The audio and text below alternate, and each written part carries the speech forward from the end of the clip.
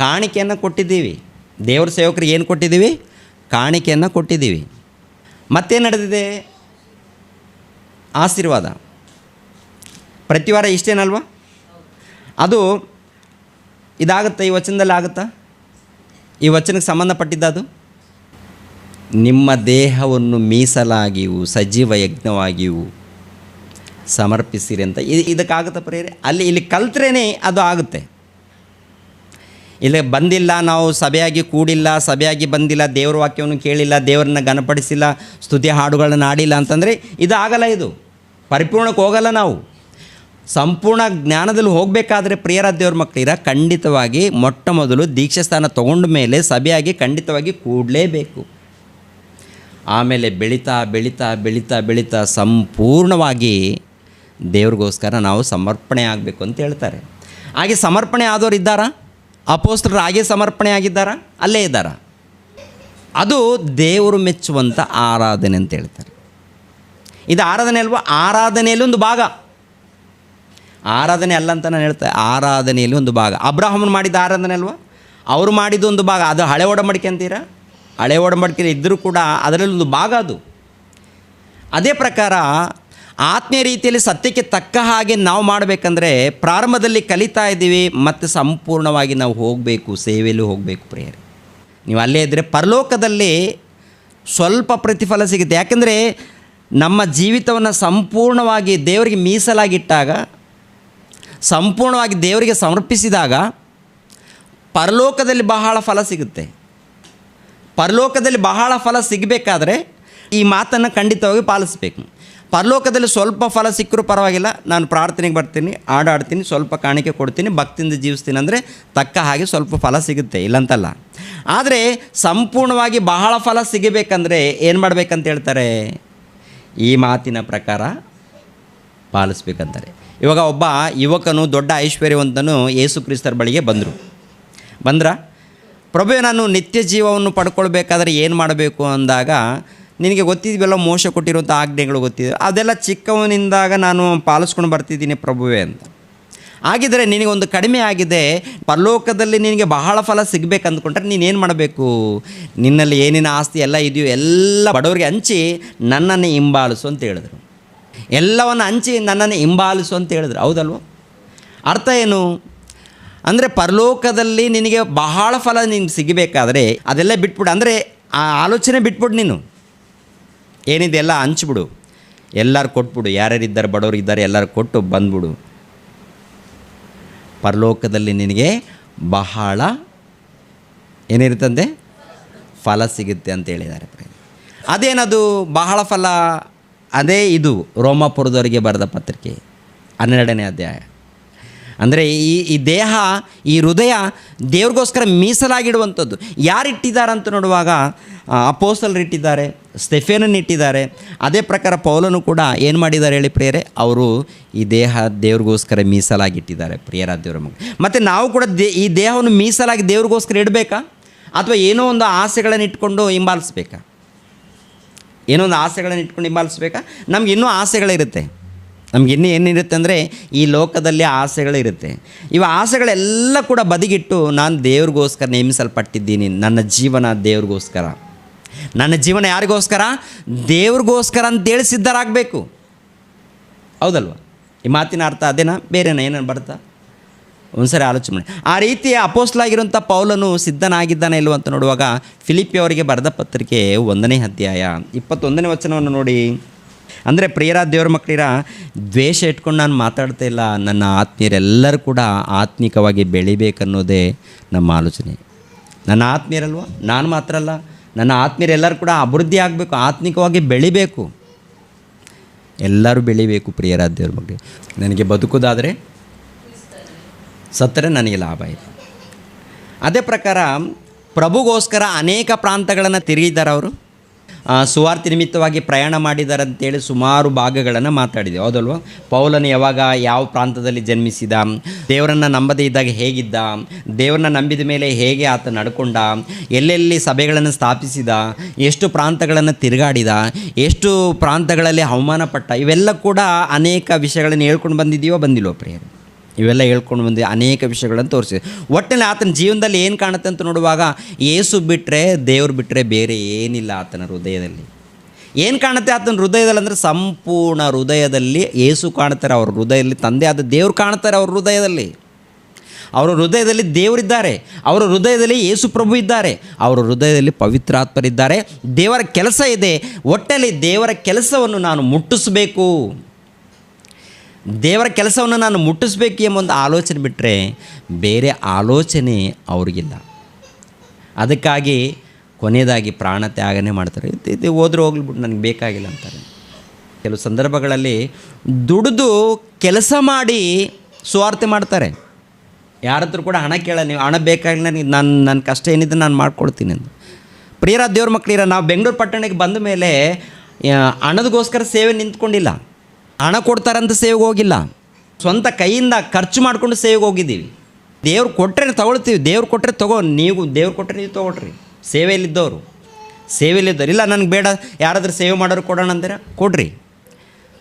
ಆದರೆ ಪ್ರಿಯರ ದೇವ್ರ ಮಕ್ಕಳಿರ, ನಾವು ಯಾರಿಗೂ ಒತ್ತಾಯ ಮಾಡೋಂಗಿಲ್ಲ. ಕೊಟ್ಟರೆ ಬರ್ತೀನಿ, ಇಲ್ಲಾಂದರೆ ಬರಲ್ಲ. ಅಲ್ಲ, ನೀವು ಕರೆದಿದ್ದೀರಾ, ಖಂಡಿತ ಹೋಗಬೇಕಾಗುತ್ತೆ, ಸುವಾರ್ತೆ ಹೇಳಬೇಕಾಗುತ್ತೆ, ಪ್ರಾರ್ಥನೆ ಮಾಡಬೇಕಾಗುತ್ತೆ, ವಾಕ್ಯ ಹೇಳಬೇಕಾಗುತ್ತೆ. ಯಾಕೆಂದರೆ ಆತ್ಮಿಕವಾಗಿ ಬಲಪಡಿಸ್ಬೇಕು. ಅಲ್ಲಿ ಏನಪ್ಪ ಅಂದರೆ ದೇವರನ್ನು ಕುರಿತು ಉನ್ನತವಾಗಿ ಸಾರಬೇಕಾದ್ರೆ ನಾವು ಹೋಗಬೇಕಾಗುತ್ತೆ. ಪ್ರಿಯರಾದ ದೇವರ ಮಕ್ಕಳು, ಇವ್ರು ಏನೇನು ಮಾಡಿದ್ದಾರೆ, ಎಲ್ಲೆಲ್ಲಿಗೆ ಹೋಗಿದ್ದಾರೆ ಅಂತ ನೋಡುವಾಗ ಅನೇಕ ಪ್ರಾಂತಗಳಿಗೆ ಹೋಗಿದ್ದಾರೆ, ಸುವಾರ್ತೆ ಸಾರಿದ್ದಾರೆ, ಎಲ್ಲ ಕೆಲಸ ಮಾಡಿದ್ದಾರೆ. ಅಪೊಸ್ತಲರ ಮೂಲಕ ಪ್ರಾರಂಭ ಆಗುತ್ತೆ. ಆಮೇಲೆ ಪ್ರಿಯರಾದ ದೇವರ ಮಕ್ಕಳಿರ ಸುವಾರ್ತೆ ಪ್ರಾರಂಭ ಮಾಡ್ತಾರೆ, ಅಭಿವೃದ್ಧಿ ಮಾಡ್ತಾರೆ. ಒಟ್ಟಲ್ಲಿ ತಮ್ಮ ಜೀವಿತಗಳನ್ನು ಪಣವಾಗಿಡ್ತಾರೆ, ತಮ್ಮ ಜೀವಿತವನ್ನು ದೇವ್ರಿಗೆ ಒಪ್ಪಿಸುವಂತ. ಅದು ಏನಾಗುತ್ತೆ ಅಂತ ನೋಡುವಾಗ ಆತ್ಮೀಯ ರೀತಿಯಲ್ಲಿ ಸತ್ಯಕ್ಕೆ ತಕ್ಕ ಹಾಗೆ ಆರಾಧನೆ ಆಗುತ್ತೆ. ಇದೇನಾಗುತ್ತೆ ಅಂತ ನೋಡುವಾಗ ಆ ಆರಾಧನೆಯಲ್ಲಿ ಕಲಿಯುವಂಥ ಒಂದು ಭಾಗ. ಇದು ಸಂಪೂರ್ಣವಾಗಲ್ಲ ಪ್ರಿಯರೇ. ಸಂಪೂರ್ಣ ಯಾವಾಗ ಆಗುತ್ತೆ ಅಂತ ನೋಡುವಾಗ ನೀನು ದೇವರ ವಾಕ್ಯವನ್ನು ಚೆನ್ನಾಗಿ ಕಲಿತು ದೇವರನ್ನು ಉನ್ನತವಾಗಿ ತೋರಿಸಿ ನೋಡು, ಉನ್ನತವಾಗಿ ತೋರಿಸು. ನರಗಳಲ್ಲಿ ನಿನ್ನ ಹೃದಯದಲ್ಲಿ ಸಂಪೂರ್ಣ ದೇವರು. ಆ ಹೃದಯದಲ್ಲಿ ಒಂದು ವೇಳೆ ಕಪಟ ಇದೆಯಾ, ಹೃದಯದಲ್ಲಿ ಏನಾದರೂ ವೇಷಧಾರಣೆ ಇದೆಯಾ, ಹೃದಯದಲ್ಲಿ ಲೋಕ ಆಶೆಗಳಿದೆಯಾ, ಆವಾಗ ಸಂಪೂರ್ಣ ಆಗಲ್ಲ. ಹೃದಯದಲ್ಲಿ ವೇಷಧಾರಣೆ, ಹೃದಯದಲ್ಲಿ ಕಪಟ, ಹೃದಯದಲ್ಲಿ ಯಾರ ಮೇಲಾದರೂ ಹಗೆ ಇದ್ದರೆ ಅದೇನಾಗಲ್ಲ, ಸಂಪೂರ್ಣ ಆಗಲ್ಲ.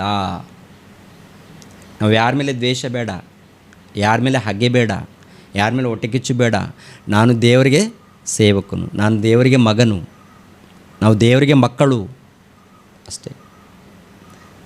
ಸಮಸ್ಯೆಗಳು ಬರುತ್ತೆ, ಆ ಸಮಸ್ಯೆಗಳನ್ನು ಸರಿಪಡಿಸಿಕೊಂಡು ನಾವು ಆತ್ಮಿಕವಾಗಿ ಮುಂದೆ ಹೋಗ್ತಾ ಇರಬೇಕು. ಅದಕ್ಕೆ ನಾವು ಸಭೆಯಲ್ಲಿ ಹೇಳ್ತೀವಿ, ನೀವು ಯಾರ ಹತ್ರ ಕೇಳ್ತಿರೋ ವಾಕ್ಯಗಳನ್ನು ಕೇಳಿ. ಎರಡನೇದಾಗಿ ನೀವು ಜಾಗೃತಿಯಾಗಿರಿ. ಸ್ವಾತಂತ್ರ್ಯ ಕೊಟ್ಟಿದ್ದೀವ, ಏನಾದರೂ ಎಲ್ಲಿ ಹೋಗಬಾರ್ದು ಅಂತ ಹೇಳ್ತಾ ಇದೀವ. ಬೇರೆ ಸಭೆಯಲ್ಲಿ ಎಲ್ಲಿ ಹೋಗಬಾರ್ದು, ಯಾರ್ದು ಕೇಳಬಾರ್ದು. ಯಾಕೆ ಹೇಳ್ತಾರೆ? ನೀವು ಹೋದರೆ ನಮ್ಮ ಲಾಭ ಕೆಟ್ಟೋಗುತ್ತೆ. ಮೇನ್ ಏನಪ್ಪ ಅಂದರೆ ನೀವು ಓದೋ ಅಂದರೆ ಇಲ್ಲಿ ಲಾಭ ಹೋಗುತ್ತೆ. ಲಾಭ ಮುಖ್ಯನಾ, ಆತ್ಮಗಳು ಗೆಲ್ಲೋದು ಮುಖ್ಯನಾ? ಆತ್ಮಗಳು ಅಭಿವೃದ್ಧಿ ಆಗಬೇಕಾದ್ರೆ ಎಲ್ಲೆಲ್ಲಿ ವಾಕ್ಯ ಸಿಗುತ್ತೋ ಕಲಿಬೇಕು ಪ್ರಿಯರೇ. ನಾವೆಲ್ಲರೂ ಕಲಿಯೋಣ, ಆತ್ಮಿಕವಾಗಿ ಬೆಳೆಯೋಣ, ಒಂದೇ ಸ್ಥಳದಲ್ಲಿ ನಿಂತ್ಕೊಳ್ಳೋದು ಅಲ್ಲ. ಓಕೆನಾ? ಎಫೆಸದವರಿಗೆ ಬರೆದ ಪತ್ರಿಕೆ 5ನೇ ಅಧ್ಯಾಯ 19ನೇ ವಚನ. ಆದರೆ ಪವಿತ್ರಾತ್ಮ ಭರಿತರಾಗಿದ್ದು ಕೀರ್ತನೆಗಳಿಂದಲೂ ಆತ್ಮ ಸಂಬಂಧವಾದ ಪದಗಳಿಂದಲೂ ಒಬ್ಬರಿಗೊಬ್ಬರು ಮಾತಾಡಿಕೊಳ್ಳುತ್ತಾ ನಿಮ್ಮ ಹೃದಯಗಳಲ್ಲಿ ಕರ್ತನಿಗೆ ಗಾನ ಮಾಡುತ್ತಾ ಕೀರ್ತನೆ ಹಾಡುತ್ತಾ ಯಾವಾಗಲೂ ಎಲ್ಲ ಕಾರ್ಯಗಳಿಗೋಸ್ಕರ ನಮ್ಮ ಕರ್ತನಾದ ಯೇಸು ಕ್ರಿಸ್ತನ ಹೆಸರಿನಲ್ಲಿ ತಂದೆಯಾದ ದೇವರಿಗೆ ಸ್ತೋತ್ರ ಮಾಡುತ್ತಾ ಕ್ರಿಸ್ತನಿಗೆ ಭಯಪಡುವವರಾಗಿದ್ದು ಒಬ್ಬರಿಗೊಬ್ಬರು ವಿನಯವುಳ್ಳವರಾಗಿ ನಡೆದುಕೊಳ್ಳಿರಿ. ಇದರಲ್ಲಿ ಏನು ಕಾಣುತ್ತೆ ಅಂತ ನೋಡುವಾಗ ಪ್ರಿಯರಾದ ದೇವ್ರ ಮಕ್ಕಳಿರ ಏನ್ರಿ ಗಮನಿಸಬೇಕು. ಪವಿತ್ರ ಭರಿತರಾಗಿದ್ದು ಕೀರ್ತನೆಗಳಿಂದಲೂ ಆತ್ಮ ಸಂಬಂಧವಾದ ಪದಗಳಿಂದಲೂ ಒಬ್ಬರಿಗೊಬ್ಬರು ಮಾತಾಡಿಕೊಳ್ಳುತ್ತಾ ನಿಮ್ಮ ಹೃದಯದಲ್ಲಿ ಕರ್ತನಿಗೆ ಗಾನ ಮಾಡುತ್ತಾ ಕೀರ್ತನೆ ಆಡುತ್ತಾ ಯಾವಾಗಲ ಒಂದು ಕಾಲ ಯಾವಾಗಲೂ ಏನೇನು ಮಾಡಬೇಕಂತೆ? ಏನು ಮಾಡಬೇಕಂತಮ್ಮ? ಏನೇನಿದೆ ಇದರಲ್ಲಿ? ಪವಿತ್ರಾತ್ಮ ಭರಿತರಾಗಿದ್ದು ಕೀರ್ತನೆಗಳಿಂದಲೂ ಆತ್ಮ ಸಂಬಂಧವಾದ ಪದಗಳಿಂದಲೂ ಒಬ್ಬರಿಗೊಬ್ಬರು ಮಾತಾಡಿಕೊಳ್ಳುತ್ತಾ ನಿಮ್ಮ ಹೃದಯಗಳಲ್ಲಿ ಕರ್ತನಿಗೆ ಗಾನ ಮಾಡುತ್ತಾ ಕೀರ್ತನೆ ಹಾಡುತ್ತಾ ಯಾವಾಗಲೂ ಎಲ್ಲ ಕಾರ್ಯಗಳಿಗೋಸ್ಕರ ನಮ್ಮ ಕರ್ತನಾದ ಯೇಸು ಕ್ರಿಸ್ತನ ಹೆಸರಿನಲ್ಲಿ ತಂದೆಯಾದ ದೇವರಿಗೆ ಸ್ತೋತ್ರ ಮಾಡುತ್ತಾ ಕ್ರಿಸ್ತನಿಗೆ ಭಯಪಡುವವರಾಗಿದ್ದು ಒಬ್ಬರಿಗೊಬ್ಬರು ವಿನಯವುಳ್ಳವರಾಗಿರ್ರಿ ಎಂದು. ಅಂದರೆ ಇದರಲ್ಲಿ ನೋಡುವಾಗ ಪ್ರಿಯರಾದ ದೇವರ ಮಕ್ಕಳಿರ ಕೀರ್ತನೆಗಳಿಂದಲೂ ಆತ್ಮ ಸಂಬಂಧವಾದ ಪದಗಳಿಂದಲೂ ಕೀರ್ತನೆಗಳಿಂದಲೂ ಆತ್ಮ ಸಂಬಂಧವಾದ ಪದಗಳಿಂದಲೂ ಸಂಗೀತದಿಂದಲೂ ದೇವ್ರನ್ನ ಘನಪಡಿಸ್ಬೇಕು, ಮಹಿಮೆ ಪಡಿಸಿ ಸ್ತೋತ್ರ ಹೇಳಬೇಕಂತ ಹೇಳ್ತಾರೆ. ಯಾವಾಗ ಅಂತ ನೋಡುವಾಗ ಯಾವಾಗಲೂ ಅಂತ ಹೇಳ್ತಾರೆ. ಯಾವಾಗಲೂ ಅಂತಂದರೆ ಒಂದು ದಿನಕ್ಕಲ್ಲ, ಒಂದು ದಿನಕ್ಕೆ ಸಂಬಂಧಪಟ್ಟದ್ದಲ್ಲ. ಪ್ರಾರಂಭದಲ್ಲಿ ಸಭೆಯಾಗಿ ಕೂಡಿದ್ದಾರೆ, ಪ್ರತಿನಿತ್ಯ ಸಭೆಯಾಗಿ ಕೂಡಿದ್ದಾರೆ. ಸಭೆಯಾಗಿ ಪ್ರತಿನಿತ್ಯ ಕೂಡಿದಾಗ ಪ್ರಿಯರಾದ ದೇವ್ರ ಮಕ್ಕಳಿರ ಅವರು ಕರ್ತನ ಭೋಜನವನ್ನು ಕೂಡ ತಗೊಂಡಿದ್ದಾರೆ. ಒಂದೊಂದು ಪ್ರಾಂತದಲ್ಲಿ ಭಾನುವಾರ ಯಾಕೆ ಮಾಡಿದ್ದಾರೆ ಅಂತ ನೋಡುವಾಗ ಹಳೆ ಒಡಂಬಡಿಕೆಯಲ್ಲಿ ಶನಿವಾರ ಮಾಡ್ಕೊಂಡು ಬಂದಿದ್ದಾರೆ. ಏಕ್ದಮ್ ಇದನ್ನು ತೆಗಿಬಾರ್ದು ಅಂತ ಹೇಳಿ ಭಾನುವಾರ ಮಾಡಿದ್ದಾರೆ. ಭಾನುವಾರ ಮಾಡೋದು ತಪ್ಪೇನಲ್ಲ, ಶನಿವಾರ ಮಾಡೋದು ಕೂಡ ಏನು ತಪ್ಪಿಲ್ಲ. ಸೋಮವಾರ ಮಾಡಿದ್ರೆ ಏನು ದೇವರು ಬೇಡ ಅಂತ ಹೇಳಲ್ಲ. ಯಾಕೆಂದರೆ ಯಾವಾಗಲೂ ಮಾಡಿ ಅಂದಮೇಲೆ ಮಾಡಬಾರ್ದು ಅನ್ನೋದಕ್ಕೆ ನಮಗೇನು ಅಧಿಕಾರ ಇದೆ? ಅಧಿಕಾರ ಇದೆಯಾ? ಮಾಡಬಾರ್ದು ಅಂದ್ರೆ ಅಧಿಕಾರ ಇದೆಯಾ? ಮಾಡಬಾರ್ದು ಅಂತ ಹೇಳ್ತಾರಂದರೆ ಅವರು ಸುಳ್ಳು ಬೋಧಕರು. ನಾವು ತಪ್ಪು ಮಾಡ್ತೀವಿ, ಮಾಡಬಾರ್ದು, ನಾವು ಮಾಡಬಾರ್ದು. ಬೇರೆ ಯಾರಾದರೂ ಹೇಳಿದಾರ? ಬೇರೆ ಯಾರು ಹೇಳಿದ್ರೆ ನಮಗೆ ಯಾಕೆ ಬೇಕು? ವಾಕ್ಯನ ಕಲಿಯೋಣ. ಈ ಥರ ಹೇಳಿದ್ದಾರೆ ಅಂದರೆ ಪಕ್ಕಕ್ಕೆ ಇಟ್ಬಿಟ್ಟೆ ಅಷ್ಟೇ. ಯಾರಾದರೂ ಹೇಳಿದ್ದಾರೆ ಅಂದರೆ ಅವ್ನೇನು ಮಾಡ್ತೀರಾ? ಪಕ್ಕಕ್ಕೆ ಇಟ್ಬಿಡಿ ಅಷ್ಟೇ. ಯಾರೋ ಹೇಳಿದ್ದಾರೆ ಅಂತೇಳಿ ಬೈಬಲ್ನ ಪಕ್ಕಕ್ಕೆ ಇಡ್ತೀರಾ? ಬೈಬಲ್ನ ಪಕ್ಕಕ್ಕಿಟ್ಟರೆ ಶಾಪಗ್ರಸ್ತರಾಗ್ತೀವಿ. ಬೈಬಲ್ನ ಪಕ್ಕಕ್ಕೆ ಇಡಬಾರ್ದು. ಜ್ಞಾನದಲ್ಲಿ ಬೆಳಿಬೇಕು. ಆರಾಧನೆ ಅಂದರೆ ನಿನ್ನ ದೇಹ ಕೊಡಬೇಕು, ನಿನ್ನ ಹೃದಯ ಕೊಡಬೇಕು, ಸಂಪೂರ್ಣ ನಿನ್ನ ಜೀವನ ಒಪ್ಪಿಸ್ಬೇಕು ದೇವರಿಗೆ. ಅದು ದೇವರು ಮೆಚ್ಚುವಂಥ ಆರಾಧನೆ. ಪ್ರಾರಂಭದಲ್ಲಿ ಬೆಳೆಸ್ಕೊಂಡು ಬಂದಿದ್ದಾರೆ. ನಾವು ಕೂಡ ಏನು ಮಾಡ್ತಾ ಇರ್ತೀವಿ? ಬೆಳೆಸ್ಕೊಂಡು ದೇವರಲ್ಲೇ ಒಂದು ಪರಿಪೂರ್ಣವಾಗಿ ನಡೆಸೋದಕ್ಕೆ ಪ್ರಯತ್ನ ಮಾಡ್ತಾಯಿದ್ವಿ. ಪರಿಪೂರ್ಣರಾಗಬೇಕು. ಅದಕ್ಕೆ ಬೆಳಗ್ಗೆ ಏನಿರುತ್ತೆ ಹೇಳಿ? ಏನಿರುತ್ತೆಮ್ಮ? ಗೂಗಲ್ ಮೀಟ್ ಇರುತ್ತೆ, ಬೆಳಿಗ್ಗೆ ಇರುತ್ತೆ. ಸಾಯಂಕಾಲ ಯಾಕಿರುತ್ತೆ? ಸಾಯಂಕಾಲ ಕೂಡ ಒಂದು ವೀಡಿಯೋ ಹಾಕ್ತಾ ಇರ್ತೀವಿ. ಇಲ್ಲ ನಾವು ಮಾತಾಡೋದು, ಇಲ್ಲ ವೀಡಿಯೋ ಹಾಕೋದು. ನಾನೊಬ್ಬನೇ ಮಾತಾಡ್ತಾ ಇದ್ದೀನ? ಎಲ್ಲರಿಗೂ ಅವಕಾಶ ಕೊಡ್ತೀವ? ಬೇರೆ ಸಭೆಗಳು ಹೋಗಿ ನೋಡೋಣ. ಬೇರೆ ಸಭೆಯಲ್ಲಿ ಆ ಬೋಧಕನ್ನೇ ಮಾತಾಡ್ತಾ ಇರ್ತಾರೆ, ಯಾರಿಗೂ ಅವಕಾಶ ಕೊಡಲ್ಲ. ಎಲ್ಲೋ ಒಂದು ಕಡೆ ಒಬ್ಬ ಸಹೋದರು ಕೊಡ್ತಾ ಇರ್ತಾರೆ, ಅವರಿಗೆ ಅನುಕೂಲವಾಗಿರಬೇಕು. ಇವಾಗ ನೋಡಿ, ತುಂಬ ಜನನ ವಾಕ್ಯದ ಒಂದು ಪರಿಚಯ ಮಾಡಿಸ್ತಾ ಇರ್ತೀವಿ. ಬನ್ನಿ, ಯಾರು ಚೆನ್ನಾಗಿ ಹೇಳ್ತಾ ಇದ್ದಾರೋ ಅವ್ರನ್ನ ಸೆಲೆಕ್ಟ್ ಮಾಡಿ ತಿಳಿಸ್ತಾ ಇರ್ತೀವಿ. ತಿಳ್ಕೊಳ್ಳಿ ಅಂತ ಇರ್ತೀವಿ, ವಾಕ್ಯದಲ್ಲಿ ಬೆಳೀರಿ ಅಂತ ಇರ್ತೀವಿ. ನಾವೇ ಟೈಮ್ ತೊಗೊಂಡು ಮಾತಾಡ್ಬೋದಾ? ಎಷ್ಟಾಗುತ್ತೆ ನಮ್ಮ ಕೈಯಲ್ಲಿ? ನಮ್ಮ ಕೈಲಿ ಎಷ್ಟಾಗುತ್ತೋ ಅಷ್ಟು, ಅವ್ರ ಕೈಲಿ ಎಷ್ಟಾಗುತ್ತೋ ಅಷ್ಟು, ಅದೇ ಪ್ರಕಾರ ಇವ್ರ ಕೈಲಿ ಎಷ್ಟಾಗುತ್ತೋ ಅಷ್ಟು. ಆಮೇಲೆ ಸ್ತ್ರೀಯರು ಮನೇಲಿ ಕೂತ್ಕೊಳ್ತೀರಾ? ವಾಕ್ಯ ಕಲಿತು ನೀವು ಕೂಡ ವಾಕ್ಯ ಸ್ಟಡಿ ಮಾಡಬೇಕು, ನೀವು ಕೂಡ ಸಿದ್ಧರಾಗಬೇಕು. ಯಾಕಂದರೆ ನೀವು ಕೆಲವರು ಸ್ತ್ರೀಯರನ್ನ ಕಾಪಾಡ್ಕೋಬೇಕಲ್ಲ. ಕಾಪಾಡ್ಕೊಳ್ಬೇಕಾ ಬಿಡಬೇಕಾ? ವಾಕ್ಯ ಹೇಳಲ್ವಾ? ನಮ್ಮ ಆತ್ಮಗಳನ್ನು ನಾವು ಕಾಪಾಡ್ಕೊಳ್ಬೇಕು. ಅದೇ ಪ್ರಕಾರ ಇನ್ನೊಬ್ಬರು ಯಾರಾದರೂ ಫ್ರೆಂಡ್ಸ್ ಇರ್ತಾರಲ್ಲ, ಆತ್ಮೀಯರು ಇರ್ತಾರೆ, ಯಾರೋ ಇರ್ತಾರಲ್ವ, ಒಂದು ದೇವ್ರ ವಾಕ್ಯಗಳನ್ನು ಹೇಳಿ ಅವ್ರನ್ನ ಕೂಡ ಕಾಪಾಡ್ಕೊಳ್ಬೇಕು. ಅದೆಲ್ಲ ಜವಾಬ್ದಾರಿ ನಿಮಗೂ ಇದೆ, ನನಗೂ ಇದೆ, ಎಲ್ಲರಿಗೂ ಇದೆ. ಎಲ್ಲರೂ ಮಾಡಬೇಕು. ಪ್ರಿಯರಾದ ದೇವ್ರ ಮಕ್ಕಳಿರ, ನನ್ನ ತಂಗಿಯರೆಂದು, ನನ್ನ ಅಕ್ಕಂದಿರೆಂದು, ನನ್ನ ತಮ್ಮಂದಿರೆಂದು, ಯಾಕೆಂದರೆ ಇದು ಕಟ್ ಮಾಡ್ಕೊಳ್ಬೇಡ. ಆತ್ಮಿಕವಾಗಿ ಬೆಳೆಯೋಣ. ಕೆಲಸ ಇದೆ, ತುಂಬ ಕೆಲಸ ಇದೆ, ಬಹಳ ಕೆಲಸ ಇದೆ. ಸೇವೆ ಮಾಡಬೇಕು, ಸುವಾರ್ತೆ ಅಭಿವೃದ್ಧಿ ಆಗಬೇಕು, ದೇವರ ಸುವಾರ್ತೆ ಅಭಿವೃದ್ಧಿ ಆಗಬೇಕು. ಕೆಲವು ಸಂದರ್ಭದಲ್ಲಿ ಭಾನುವಾರ ಕಾಣಿಕೆ ಕೊಟ್ಟರು, ಭಾನುವಾರ ಕೂಡಿದ್ರಂತ ಇರ್ತೀನಿ. ಅವೆಲ್ಲ ಕೂಡ ಪ್ರಿಯರ ದೇವ್ರ ಮಕ್ಕಳಿರ ಡೀಟೇಲ್ಸ್ ಆಗಿ ಹೇಳ್ತೀವಿ. ಯಾಕೆಂದರೆ ಆಲ್ರೆಡಿ ಒಂದು ವಚನ ಅಣ್ಣವ್ರು ತೋರಿಸಿದಾರಲ್ಲ, ದಿನಗಳು ಮಾಸಗಳು ಅವೇ ಹೇಳ್ಕೊಂಡು ಕೂತ್ಕೊಳ್ಬೇಡಿ, ಬೇಡ. ಅದು ಬೇಕಾದ್ರೆ ಒಂದು ಯೆಶಾಯ ಗ್ರಂಥದಲ್ಲಿ ಒಂದು ಮಾತು ಇರುತ್ತೆ, ಪ್ರವಾದನೆ, ಈ ದಿನಗಳನ್ನು ಮಾಸಗಳನ್ನು ನಿಲ್ಲಿಸ್ತೀನಿ ಅಂತ ಹೇಳಿದ್ದಾರೆ. ಹೋಶಾಯ 2:11 ನೋಡಿ. ಹೋಶಾಯನ ಗ್ರಂಥ 2ನೇ ಅಧ್ಯಾಯ 11ನೇ ವಚನ ನೋಡಿ ಪ್ರಿಯರ ದೇವ್ರ ಮಕ್ಕಳಿರ. ನಾನು ಅವಳ ಉತ್ಸಾಹ, ಹಬ್ಬ, ಅಮಾವಾಸ್ಯೆ, ಸಬ್ಬತ್ತು, ಮಹೋತ್ಸವ ಇವುಗಳನ್ನೆಲ್ಲ ನಿಲ್ಲಿಸಿ ಬಿಡುವೆನು. ಸಾಕು ಪ್ರಿಯರೇ. ಅವಳ ಅಂದರೆ ಇಸ್ರಾಯೇಲ್ಯರ್ದು. ಯಾರ್ದು? ಇಸ್ರಾಯೇಲ್ಯರ್ದು. ಏನೇ ನಿಲ್ಲಿಸ್ತಾರಂತೆ? ಏನೇ ನಿಲ್ಲಿಸ್ತಾರೆ ಅಂತ ಮತ್ತೊಂದು ಸರಿ ನೋಡೋಣ. ನಾನು ಅವಳ ಉಲ್ಲಾಸ, ಹಬ್ಬ, ಅಮಾವಾಸ್ಯೆ, ಸಬ್ಬತ್ತು, ಮಹೋತ್ಸವ ಇವುಗಳನ್ನೆಲ್ಲ ನಿಲ್ಲಿಸಿ ಬಿಡುವೇನು ಅಂತ ಹೇಳ್ತಾರೆ. ಇವುಗಳನ್ನೆಲ್ಲ ಯಾಕೆಂದರೆ ಇವರು ಆಚರಣೆ ಮಾಡ್ತಾ ಇದ್ದಾರೆ, ಕ್ರಿಯೆಗಳೇನಿಲ್ಲ. ಭಕ್ತಿ ಇಲ್ಲ. ಅದಕ್ಕೆ ನಿಮ್ಮ ಬೇಡವೇ ಬೇಡ ಅಂತೇಳಿ ಇವು ಟೋಟಲ್ ನಿಲ್ಲಿಸಿ ಬಿಡ್ತೀನಿ ಅಂತ. ಅಂದರೆ ನಿಮ್ಮ ಅಮಾವಾಸ್ಯೆ ದಿನ ಆಗಿರ್ಬೋದು, ಹಬ್ಬಗಳಾಗಿರ್ಬೋದು, ಆಮೇಲೆ ಸಬ್ಬತ್ತು ದಿನ ಅಂದರೆ ವಿಶ್ರಾಂತಿ ದಿನ ನಿಲ್ಲಿಸಿ ಬಿಡುವೇನು ಅಂತಾರೆ. ನಿಲ್ಲಿಸಿ ಬಿಡುವೇನು, ಇವೆಲ್ಲ ನಿಲ್ಲಿಸಿಬಿಟ್ಟು ಹೊಸ ಸಬ್ಬತ್ತು ದಿನ ಕೊಡ್ತಾರೆ ವಿಶ್ರಾಂತಿ ದಿನವನ್ನು. ಅದನ್ನು ನಿಲ್ಲಿಸಿ ಮತ್ತೆ ಹೊಸದಾಗಿ ಕೊಡ್ತಾರ ಇನ್ನೊಂದು ದಿನ. ಆಲ್ರೆಡಿ ಆ ದಿನವನ್ನೇ ಹಾಳು ಮಾಡ್ಕೊಂಡಿದ್ದಾರೆ ಅವರು. ಅದನ್ನೇ ನಿಲ್ಲಿಸಿ ಇನ್ನು ಹೊಸದಾಗಿ ಕೊಟ್ಟು ಏನು ಮಾಡ್ತಾರೆ? ಅದಕ್ಕೆ ದೇವರು ಹೇಳುತ್ತದೆ ಏನು ಗೊತ್ತಾ? ಎಲ್ಲ ದಿನಗಳನ್ನಂದು ಯಾವಾಗಲೂ ಆರಾಧನೆಯಲ್ಲಿರಿ. ಕುಂತಾಗಲೂ ಆರಾಧನೆ, ನಿಂತಾಗಲೂ ಆರಾಧನೆ. ಅದು ಸಂಪೂರ್ಣವಾದಂಥ ಆರಾಧನೆ ಆಗುತ್ತೆ. ಆತ್ಮದಿಂದ ಸತ್ಯದಿಂದ ಆರಾಧನೆ ಆಗುತ್ತೆ. ಸಭೆಯಾಗಿ ಕೂಡಬಾರ್ದ? ಖಂಡಿತವಾಗಿ ಕೂಡಬೇಕು. ಖಂಡಿತವಾಗಿ ನಾವೆಲ್ಲರೂ ಕೂಡಬೇಕು. ಅವತ್ತು ದೇವರನ್ನು ಘನಪಡಿಸ್ಬೇಕು, ಮಹಿಮೆ ಪಡಿಸ್ಬೇಕು. ಕಾಣಿಕೆ ಒತ್ತಾಯದಿಂದಲ್ಲ, ನಿಮ್ಮ ಹೃದಯಪೂರ್ವಕದಿಂದ ಕೊಡಬೇಕು, ಒತ್ತಾಯ ಅಲ್ಲ. ಯಾವತ್ತಾದರೂ ಒತ್ತಾಯ ಮಾಡಿದ್ದೀವಿ ಏನ್ರಿ? ಇಷ್ಟು ವರ್ಷ ಪರಿಚಯ ಆಗಿದ್ದೀವಲ್ಲ, ಒತ್ತಾಯ ಏನಾದರೂ ಮಾಡಿದ್ದೀವಿ? ಇಲ್ಲ. ನಿಮ್ಮ ಪ್ರೀತಿಯಲ್ಲಿ ಏನು ಬರುತ್ತೋ, ನೀವು ಕೂಡ ನನ್ನ ಯಾವತ್ತಿಗೂ ಖಾಲಿ ಕಳಿಸಿಲ್ಲ. ಎಲ್ಲಿಗೆ ಹೋದರೂ ಕೂಡ ನಮ್ಮನ್ನು ಖಾಲಿ ಕಳಿಸಲ್ಲ.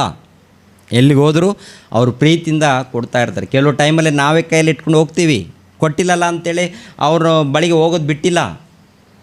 ಕೆಲವು ಸಂದರ್ಭಗಳಲ್ಲಿ ನಾವು ಖರ್ಚು ಮಾಡ್ಕೊಂಡು ಬರ್ತೀವಿ, ಕೊಟ್ಟಿಲ್ಲಲ್ಲ ಅಂಥೇಳಿ ಅವ್ರನ್ನ ದೂರ ಮಾಡ್ಕೊಂಡಿಲ್ಲ, ಅಲ್ಲಿಗೆ ಹೋಗ್ತೀವಿ. ಯಾಕೆಂದರೆ ಬೆಳಿಬೇಕು, ಅವರು ಆತ್ಮೀಯರು ಬೆಳಿಬೇಕು. ಕೊಟ್ಟಿದ್ದಾರೆ ಅಂತೇಳಿ ದೊಡ್ಡದಾಗಿ ಏನೋ ಮರೆ ಮಾಡಿ ನಿಮಗೇನು ಇದು ಮಾಡ್ತಾಯಿಲ್ಲ. ಅಲ್ಲಿ ಏನು ಹೇಳಿದ್ದೀವೋ ಇಲ್ಲೇ ಅದೇ ಹೇಳ್ತಾ ಇದ್ದೀವಿ. ಅವ್ರನ್ನ ಯಾವ ರೀತಿ ಪ್ರೀತಿಸ್ತಾ ಇದ್ದೀವಿ, ಇಲ್ಲಿ ಕೂಡ ಹಾಗೇ ಪ್ರೀತಿಸ್ಕೊಂಡು ಹೋಗ್ತಾ ಇದ್ದೀವಿ. ಪ್ರಿಯರೇ, ನೀವು ದೇವರ ಸ್ವಕೀಯ ಪ್ರಜೆಗಳು, ದೇವರಿಗೆ ಹತ್ತಿರ ಆಗಬೇಕು. ಆದ್ದರಿಂದ ನಿಮ್ಮ ಭಕ್ತಿ ಜಾಗ್ರತೆ, ನಿಮ್ಮ ನಂಬಿಕೆ ಜಾಗ್ರತೆ, ನಿಮ್ಮ ವಿಶ್ವಾಸ ಜಾಗ್ರತೆ, ಎಚ್ಚರಿಕೆ ನೋಡ್ಕೊಳ್ಳಿ ಪ್ರಿಯರೇ. ಲೋಕದಲ್ಲಿ ಅನೇಕ ಬೋಧನೆಗಳಿದೆ. ಯೇಸು ದೇವರಲ್ಲ ಅಂತ ಒಂದು ಕಡೆ, ಏಸೇ ಸರ್ವದೇವರು ಎಲ್ಲ ಆತನಂತ ಮತ್ತೊಂದು ಕಡೆ, ಇಲ್ಲ ಮರಿಯಮ್ಮಳೆ ಸರ್ವಸ್ವ ಅಂತ ಮತ್ತೊಂದು ಕಡೆ. ಅನೇಕ ಬೋಧನೆಗಳು ಪ್ರಪಂಚದಲ್ಲಿದೆ. ಯಾವುದು ರೈಟು ಯಾವುದು ತಪ್ಪಂದು ಒಂದು ಸಾರಿ ಅಲ್ಲ, ಒಂದು 10 ಸಾರಿ ಸ್ಟಡಿ ಮಾಡಿ ನಿಮ್ಮ ಹತ್ರ ಬಂದು ಮಾತಾಡ್ತಾಯಿದ್ವಿ. ಸುಮ್ಮನೆ ಬಂದು ಮಾತಾಡೋದಲ್ಲ, ಒಂದು 10 ಸಾರಿ ಆಲೋಚನೆ ಮಾಡ್ತೀವಿ, ರೈಟಾ ರಾಂಗಾ ಅಂತ ನೋಡ್ತೀವಿ. ನಾವು ನೋಡಿ ಹೇಳ್ತಾ ಇರ್ತೀವಿ ಪ್ರಿಯರೇ. ಅದಕ್ಕೆ ಜಾಗ್ರತೆ. ಓಕೆನಾ? ದೇವರು ನಿಮ್ಮನ್ನು ನನ್ನನ್ನು ಆಶೀರ್ವಾದ ಮಾಡಲಿ. ರಕ್ಷಕನಾದ ಯೇಸು ಕ್ರಿಸ್ತರ ನಾಮದಲ್ಲಿ ಆತ್ಮೀಯರೆಲ್ಲರಿಗೂ ಹೃತ್ಪೂರ್ವಕ ವಂದನೆಗಳನ್ನು ತಿಳಿಸ್ತಾ ಇದ್ದೇನೆ. ದೇವರ ಸೇವೆ ನಿಮಿತ್ತವಾಗಿ ಪ್ರಾರ್ಥಿಸಿರಿ ಹಾಗೂ ದೇವರ ಸೇವೆಯಲ್ಲಿ ಭಾಗಿಗಳು ಆಗಿ. ಪ್ರತಿಯೊಬ್ಬನು ತನ್ನ ಹೃದಯದಲ್ಲಿ ನಿರ್ಣಯಿಸಿಕೊಂಡ ಪ್ರಕಾರ ಕೊಡಲಿ. ದುಃಖದಿಂದಾಗಲಿ ಬಲಾತ್ಕಾರದಿಂದಾಗಲಿ ಯಾರೂ ಕೊಡಬಾರದು. ಯಾಕೆಂದರೆ ಸಂತೋಷವಾಗಿ ಕೊಡುವವನ ಮೇಲೆ ದೇವರಿಗೆ ಪ್ರೀತಿಯುಂಟು.